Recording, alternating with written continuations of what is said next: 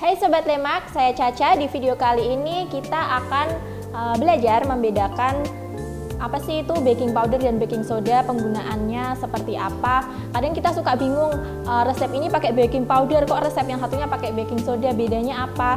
Jadi sebelum saya menjelaskan, baking soda itu sama dengan soda kue ya. Nah, di sini saya sudah ada dua. Yang pertama baking powder dan baking soda. Kalau baking soda itu bisa kita lihat di sini, jadi dia butirannya tuh lebih kasar, jadi kelihatan kayak butiran-butiran halus gitu. Sedangkan yang untuk baking powder ini dia tuh halus kayak tepung, jadi lebih halus. Nah, ini secara fisiknya ya.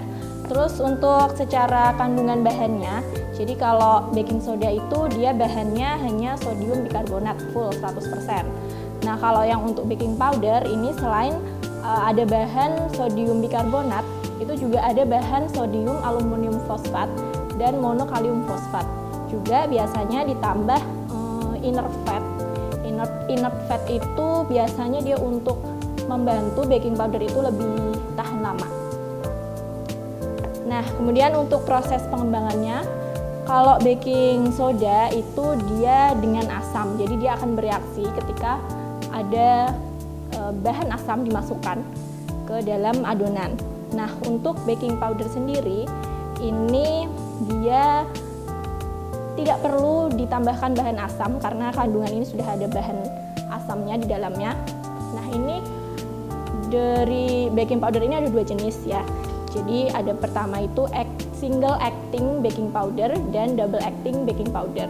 Nah, yang single acting baking powder itu dia bereaksi ketika ditambahkan cairan. Jadi ketika udah ditambahin cairan tuh di adonan dan dia langsung bereaksi. Nah, kalau yang double acting itu dia waktu ditambahkan cairan dan juga ketika dipanaskan.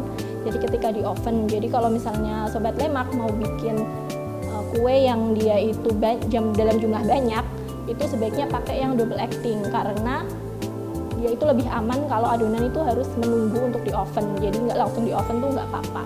Nah, jadi cara kerja dari kedua bahan ini itu sama. Mereka akan mengeluarkan gas karbon dioksida ketika dipanaskan atau bertemu cairan sehingga dia membentuk struktur cake atau kue-kue gitu yang lebih kokoh dan dia lebih baik. Nah, terus untuk takarannya, penggunaan baking soda ini biasanya 0,5% sampai 1% dari berat tepung.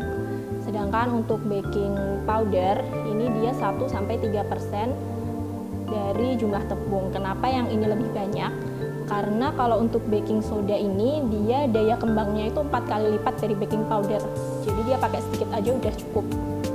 Nah, ini nggak boleh dipakai terlalu banyak kedua bahan ini, karena kalau misalnya kita pakai lebih dari persenan yang sudah saya sebutkan tadi, itu akan menciptakan rasa aftertaste yang getir atau pahit. Nah, sekian video untuk perbedaan baking powder dan baking soda. Semoga bermanfaat buat teman-teman semuanya.